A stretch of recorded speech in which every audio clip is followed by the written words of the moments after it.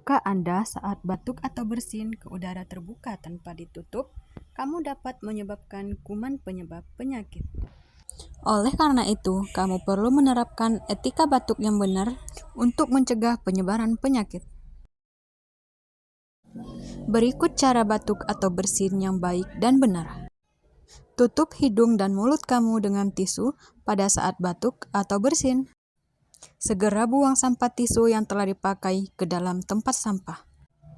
Jika tidak ada tisu, gunakan lengan baju dalam ketika batuk atau bersin. Gunakan masker pada saat kamu batuk atau bersin.